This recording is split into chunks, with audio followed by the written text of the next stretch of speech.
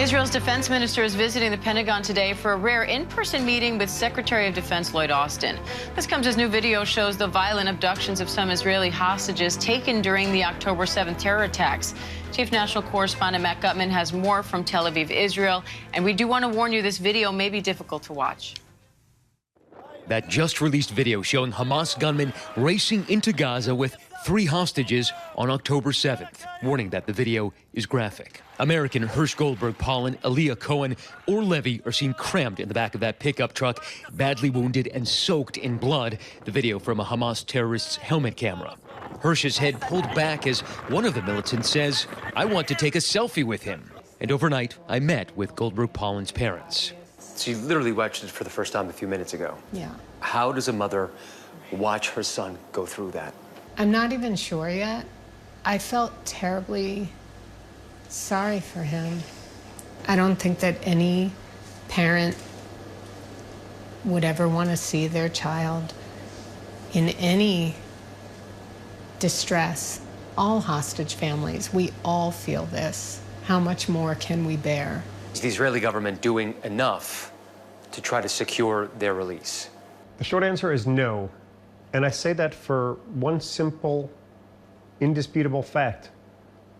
120 hostages are not home, and it's been 262 days. Even as Israel's prime minister signals a drawdown of troops in Gaza, Israeli airstrikes hit 2 schools where internally displaced people were sheltering.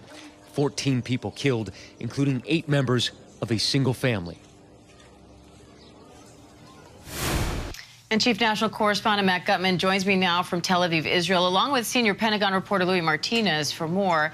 Matt, the families of some Israeli hostages released in this video in an effort to pressure the government. They're trying to get Netanyahu to agree to a deal for a ceasefire and a hostage release. So how are Israeli officials responding to that? Is that pressure campaign working? It's hard to say. We don't yet know what the progress has been, Diane, on these negotiations. They have been going on since almost the very beginning of the war, right? There was an interim agreement in which about 50 hostages were returned, and now they're waiting for the rest of them, and many of them are dying. And that's the biggest concern from the families, Diane, because they didn't necessarily learn anything new from this video that they agreed to be released. There's no information about the hostages or their condition. This is just to jar the public here in Israel and worldwide, and specifically the Israeli government, to remind them, shake them by the lapels, as the family told me, to remind them that the hostages are not a concept. They're people with families, with loved ones back at home, and they are desperate to try to get those hostages back home before they are killed in Gaza, Diane. And Louis, Secretary Austin is meeting with Israeli Defense Minister at the Pentagon. How significant is that meeting, and what's Israel hoping to get from that, especially when you look at Biden and Netanyahu seemingly at odds right now about weapons being sent to Israel?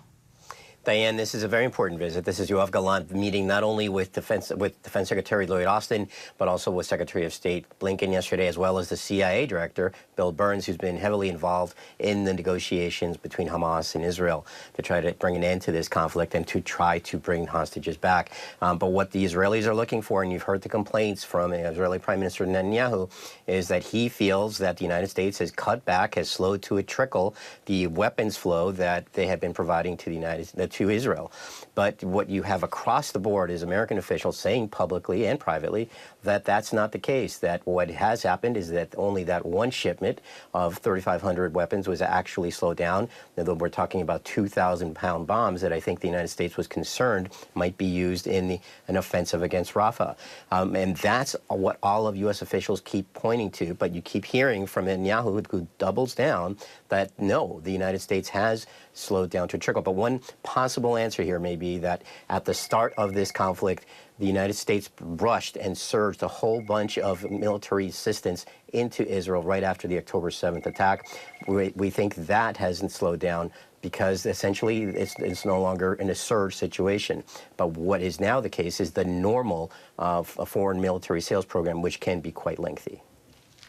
Matt Gutman, Louis Martinez, thank you both.